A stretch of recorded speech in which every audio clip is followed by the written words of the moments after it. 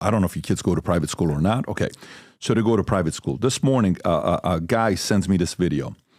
And if you listen to this lady speak, I hope I have this video to send it to you. Is this, oh, this is it, Rob. So I'm listening to this lady this morning, and I'm feeling so bad for her, because how many people in America can afford to send their kids to private school? Rob, while you're finding this clip that I just texted you, I'm going to pull up the stat.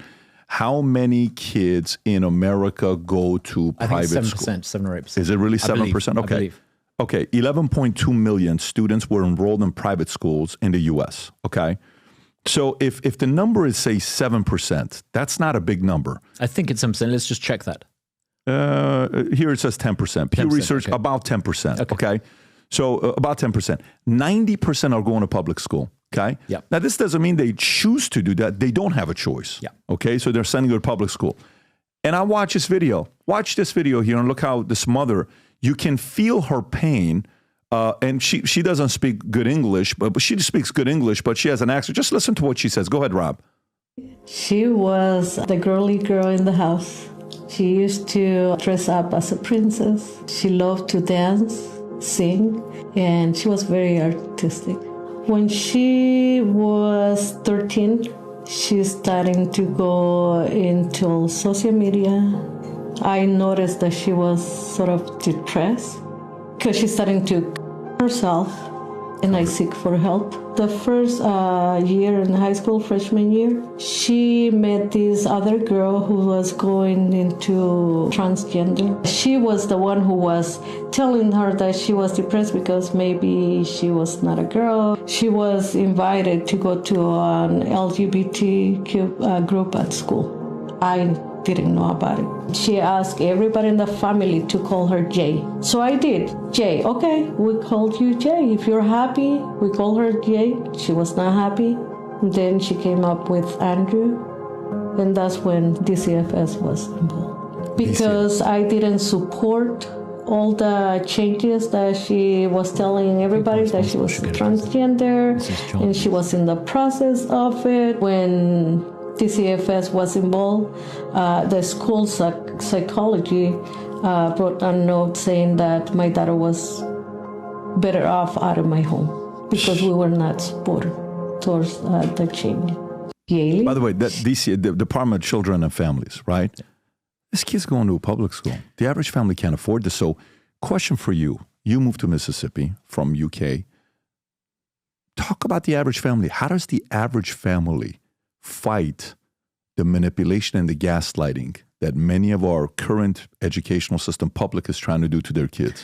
Even in a notionally conservative state like Mississippi, where people vote overwhelmingly conservative, you get this agenda being pushed. You get bureaucrats in the Department of Education not only pushing the wrong values on families, but teaching the wrong version of America's history. I think you need to recognize there's only one way, Patrick, of dealing with this. How's that? You've got to give every family in America the choices that today only rich people have. And there's a very simple way of doing this. At the moment, it costs people in Mississippi, through their taxes, about $12,000 a year to educate every child. Why not give mum and dad control of that money? Why not allow school choice? They're not going to do that. What, so, they're doing it in Florida. I know they are. I mean, that's certain states, but they're doing it in 12 states now. Why not do it in every state in America? Okay, out of those 12 states, how many of them are red states? Most. Okay, that's the problem. So a lot of people are living in blue states, right? So you got California, you got New York, you got Illinois. Well, hold on a second.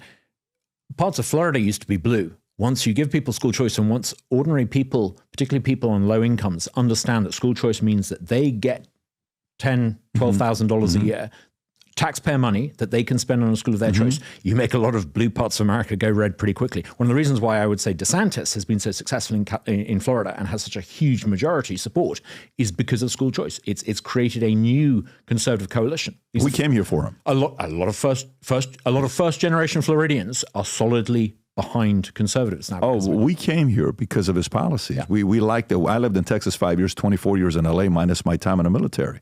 So I like his policies, but talk to the families that are living in a state, California, 30 million people live in that state, right? They say we're the 5th largest economy in the world, 6th largest economy in the world. New York, Illinois. What do I do? So one is, all right, make sure you vote for somebody that can change his policies. Fine. What if that doesn't happen? My kid is 10 years old. Eight years policy change is not going to happen. What do I do the next 8 years? A lot of people, you know this, are doing the one thing you're free to do, which is to move. There's a huge migration of people out of California and New York to southern states. One of the reasons I chose to come to Mississippi is because I think you've seen this southern success story. That we all know that 150 years ago, the American Republic was saved by the North. It's the southern U.S. that's now going to save America, because the southern U.S. has got low taxes, limited government, school choice growing, and that has become a model that other states around the country will eventually have to follow. America's 50 different states, a laboratory of experiments. The southern experiment, and particularly the experiment in southern states with school choice, cannot be ignored. Eventually, other states are going to have to follow. We're not there yet. Mississippi doesn't yet have school choice, although we're now surrounded on three sides by states that have school choice. Texas famously doesn't yet have school choice, although my good friend Corey DeAngelis is going to make sure that happens. School choice is coming to the South. Every family in the southern U.S. will soon be allowed to control their share of public tax dollars. Once that happens in the South, the pressure to do it in other parts of America is going to become unstoppable. Hi, everyone. I'm Douglas Carswell. You can join me on Minect, where you can ask me any question you want. Why I believe in American exceptionalism. What made me leave Brexit Britain and come to Mississippi, the greatest state, I think, in America.